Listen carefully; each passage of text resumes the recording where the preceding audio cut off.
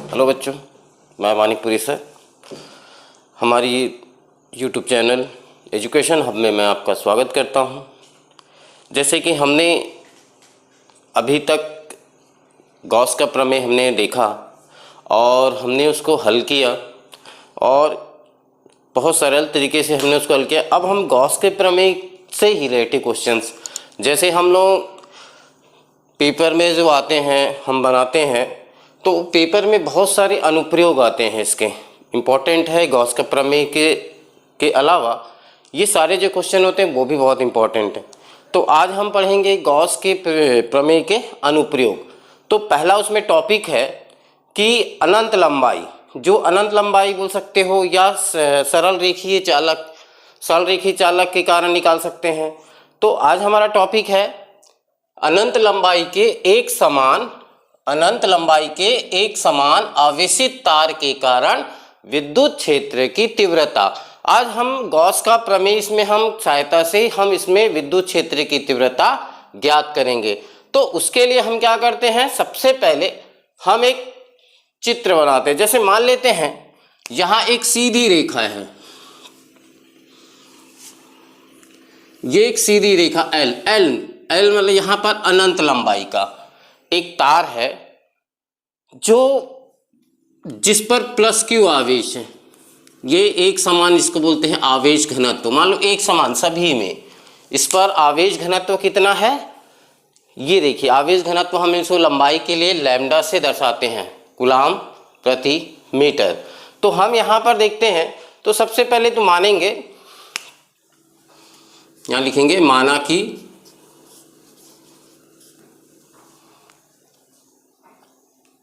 एक यहां पर क्या मान लिए हैं, एक सीधी रेखा एल है, एक आवेशित तार है ना। यहां पर क्या मानेंगे, एक आवेशित तार लेते हैं, एक सीधी रेखा या फिर हम लिख सकते हो एक सीधी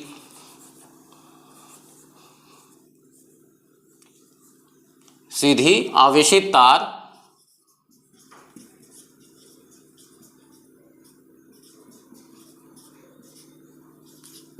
एल है। ठीक है, यहां पर जिस पर आवेश प्रति एकांक लिख सकते हैं आप, यहां पर प्रति एकांक आवेश घनत्व। देखिए यहां पर हम क्या लिखते हैं, आवेश घनत्व। यहां पर लंबाई में जो लिया जाता है, जैसे अपन कोई भी सीधी रेखा रहता है तो उसके लिए जो आवेश का घनत्व होता है उसको लैम्डा से प्रदर्शित करते हैं। तो लैम्डा कूलाम प्रति मीटर है। तो ये तो हम मान लिए कि एक सीधी रेखा एल है जिस पर प्रति एकांक आवेश घनत्व क्या है, यहाँ पर एक सीधी आवेशित तार एल लिख दिए हैं। दूसरा इस पर प्रति एकांक आवेश घनत्व क्या है, लैम्डा है। तो अब जब ये लैम्डा है तब हमें इसको क्या ज्ञात करनी है, इस पर तीव्रता ज्ञात करनी है। तो तीव्रता ज्ञात करने के लिए क्या करेंगे, हम इसमें माना कि तार एल से आर दूरी पर एक बिंदु P है। ठीक है, यहां पर हम लोग क्या मानते हैं, एक बिंदु P है। तो हम क्या P कैसे लेंगे, यहां से जैसे हम यहां से मान लेते हैं एक यहां पर r दूरी पर एक बिंदु यहां पर ले लिए P। तो इस पर हमें क्या ज्ञात करनी है, जिस पर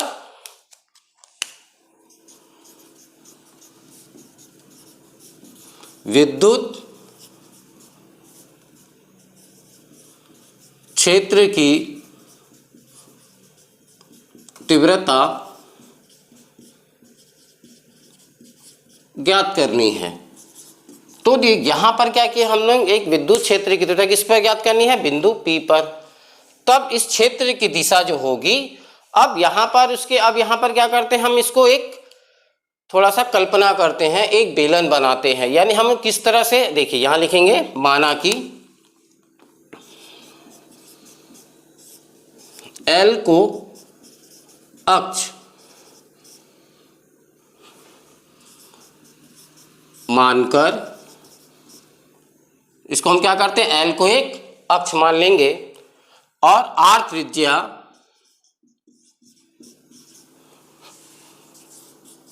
त्रिज्या तथा एल लंबाई का एक बेलन की रचना करते हैं। अब देखिए यहां पर हम लोग बेलन की रचना किस प्रकार से करेंगे, तो इसके लिए हम लोग थोड़ा सा इसको आगे खसका लेते हैं। जैसे कि हमने कहा कि एक एल लंबाई का एक बेलन है, ये क्या हो गया, एक तार है, ठीक है। यहाँ पर लिखा है कि एल को अक्ष मानेंगे, तो जब एल को अक्ष मानते हैं तो ये हमारा अक्ष हो गया, और यहाँ पर बोला गया है कि आर त्रिज्या, तो यहाँ से हम लोग आर त्रिज्या ले लिए कि यहाँ पर पी लिए, ये इस पर आवेश घनत्व हो गया प्रति एकांक। अब हम क्या करते हैं कि इसको एल लंबाई का मान लें, यहाँ से एक एल लंबाई का, यहाँ से एक इधर और एक इधर, हम एक बेलन बना देते हैं।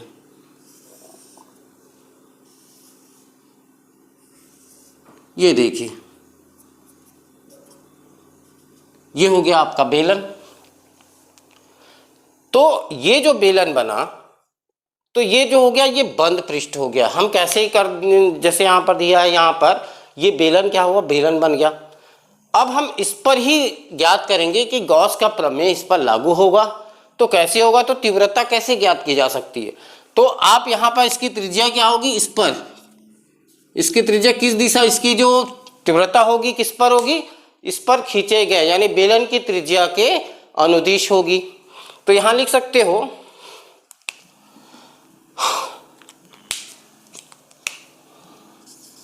इसकी दिशा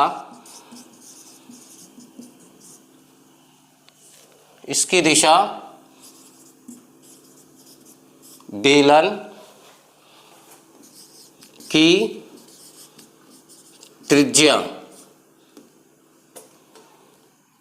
त्रिज्या के दिशा में होगी, यानी इसकी जो तीव्रता होगी बेलन की त्रिज्या के दिशा में होगी, यानी त्रिज्याई दिशा कह सकते हैं हम इसको, त्रिज्या के दिशा में होगी। तब यह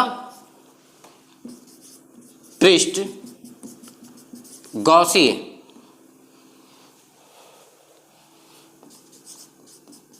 पृष्ठ की तरह व्यवहार करेगा। जब एक गॉसी पृष्ठ की तरह व्यवहार करता है तब हम इसको क्या करते हैं, इस बेलन को 3 भागों में, यानी सममिति से बोल सकते हो, सममिति से हम बेलन को 3 भागों में विभाजित किया जा सकता है। तो यहां लिखेंगे तब बेलन को सममिति से 3 भागों में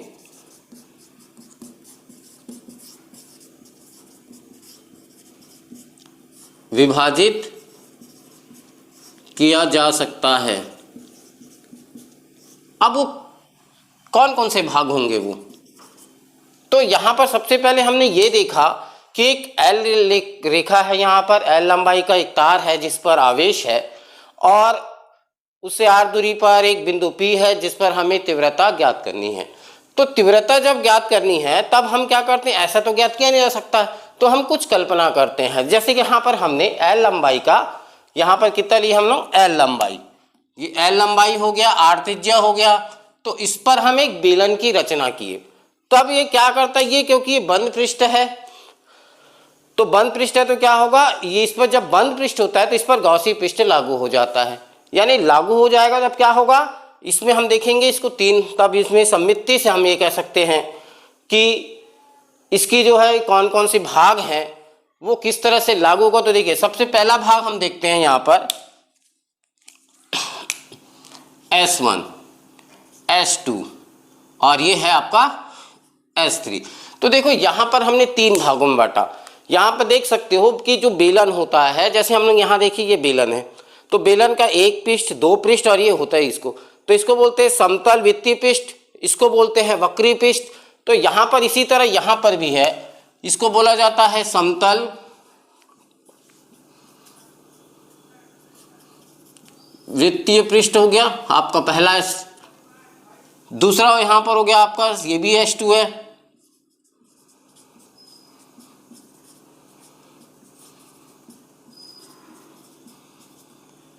S2 ये हो गया S1। और इसे कहा जाता है वक्र के समान जो होता है, ये वक्री पृष्ठ, इसको बोल सकते हो आप, ये वक्री पृष्ठ है ये।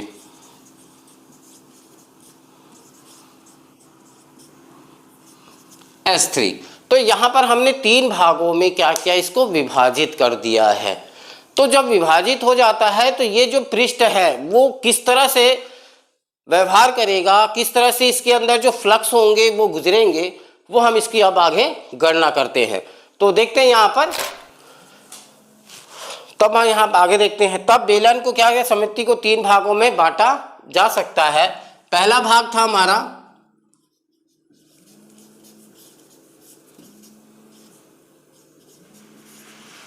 समतल वृत्तीय पृष्ठ S1, दूसरा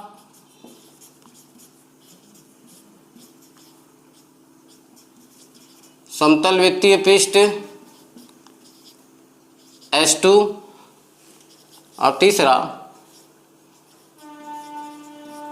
वक्रीय पृष्ठ S3। तो हम क्या करते हैं, तब बेलन को हम क्या सममिति से 3 भागों में विभाजित किया जा सकता है। पहला भाग हमने क्या किया, समतल वृत्तीय पृष्ठ S1, दूसरा भाग जो था वो S2 है, समतल वृत्तीय पृष्ठ। अभी समतल, क्योंकि बेलन का जो पृष्ठ होता है 2 भाग जो होते हैं वो समतल होते हैं, तो अब तीसरा पृष्ठ होता है वो वक्री। तो यह जो पृष्ठ है, क्योंकि ये गौसी पृष्ठ की तरह व्यवहार कर रहा है, क्योंकि बंद है और इसके अंदर में आवेश है, तो अब हम इसको 3 भाग को विभाजित कर सकते हैं। तो अब आगे देखते हैं कि समतल वृत्तीय पृष्ठ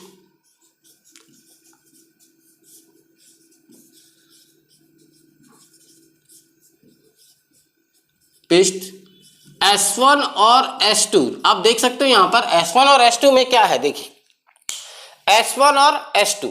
अब ये विद्युत क्षेत्र, तो देखोगे आप यहाँ पर कि ये ऐसा क्या होता है, ये सीधी यानी एक दूसरे के समांतर है, किसमें, विद्युत क्षेत्र के समांतर है। तो यहाँ लिख सकते हो समतल वृत्तीय पृष्ठ S1 और S2 विद्युत क्षेत्र, अर्थात क्षेत्र रेखा कह सकते हैं, विद्युत क्षेत्र के समांतर हैं। अतः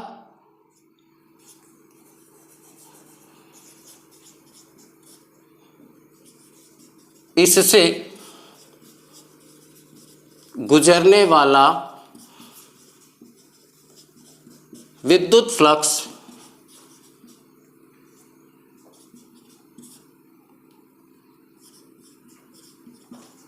शून्य होगा। अब यानी कि इसके अंदर से जो फ्लक्स गुजरेगा इन दोनों पृष्ठों से, क्योंकि वह उसके समांतर है, हमने पढ़ा है कि पृष्ठ से जब कब लंबवत होता है तो और समांतर होता है, तो इसके हम लोग पिछले वीडियो में हमने देखा है।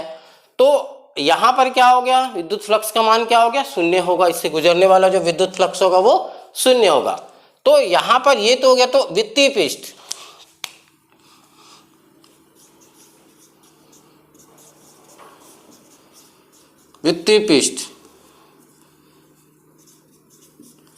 S3 से गुजरने वाला, आप यहां पर लिख सकते हैं, यहां पर विद्युत पृष्ठ, यानी यहां पर लिख सकते हो विद्युत पृष्ठ। जो S3 जो है वो विद्युत क्षेत्र के लंबवत है, तो हम यहां लिख देंगे विद्युत पृष्ठ S3 विद्युत क्षेत्र के लंबवत है। अब देख सकते हो पृष्ठ जो है ये पृष्ठ है और ये तीव्रता है, तो आपको यहां पर दिख रहा होगा लंबवत है। तो यहां पर जो लंबवत है क्या है, यहां पर लंबवत है। अतः पृष्ठ S3 से गुजरने वाला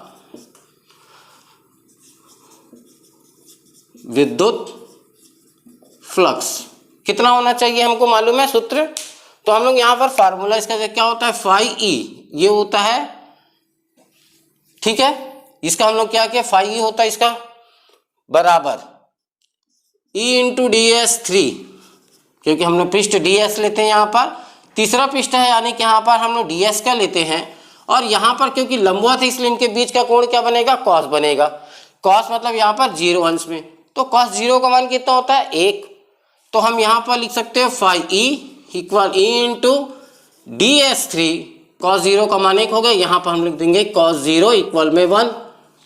अब आप देख सकते हो कि ये जो है ये बेलन का वक्र पृष्ठ है, यानी कि डी एस थ्री जो होता है, यहाँ पर लिख सकते हो फाई ई बराबर E into 2 pi R L, हम यहाँ पर लिख सकते हैं। अब क्यों लिख सकते हैं उसको,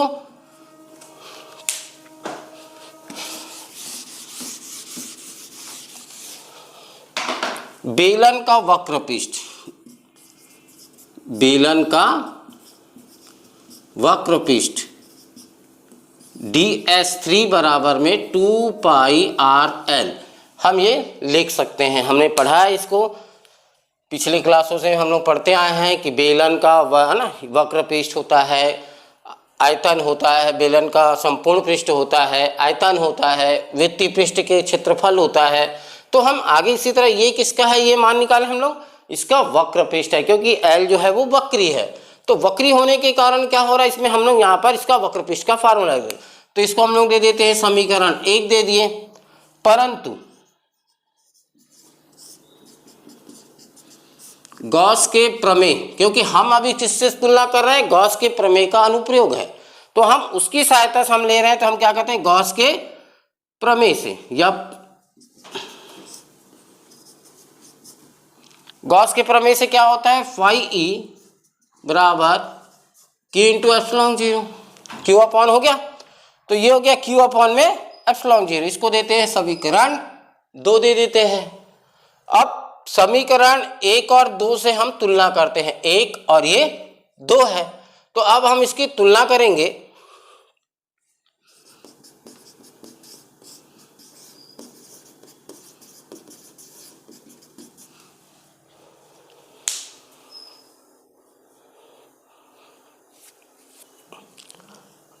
अब जब हम यहाँ पर तुलना करते हैं, तो जब हम तुलना करेंगे तो क्या होगा, यहाँ पर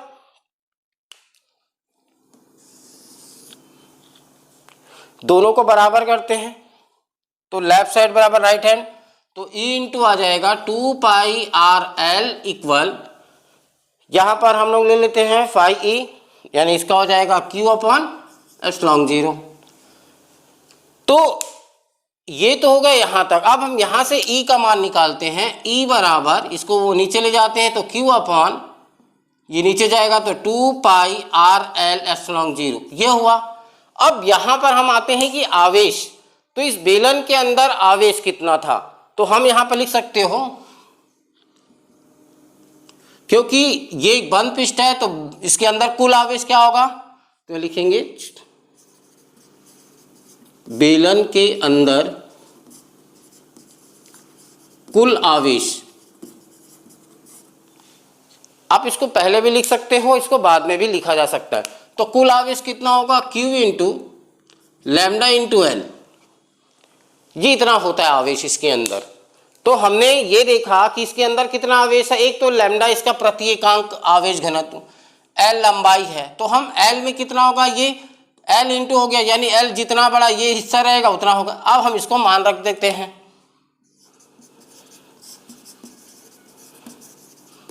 तो E बराबर में आपको देखेंगे यहाँ पर Q का मान लैम्डा इंटू एल अपॉन में लिखेंगे 2 पाई आर एल एप्सिलॉन 0, यहाँ से एल को हम क्या करते हैं कैंसिल कर देते हैं, तो क्या बच जाएगा E बराबर में lambda upon 2 pi R epsilon 0। तो ये हो गया आपका गॉस के अनुप्रयोग में रेखी चालक के लिए निकाल सकते हो, या तो फिर इसको अनंत लंबाई के तार के कारण ये विद्युत क्षेत्र की तीव्रता के लिए हम ये व्यंजक देख सकते हैं। तो इस तरह से हमारा ये क्या होगा, ये टॉपिक्स होती है वो पूरी होती है। इस पर आपको कोई भी अगर डाउट हो तो आप हमें कमेंट बॉक्स में अपना कमेंट लिखिए। और अगर आपको यह हमारा आज का वीडियो आपको पसंद आया होगा तो हमें लाइक कीजिएगा और साथ ही साथ हमें सब्सक्राइब कीजिएगा। धन्यवाद।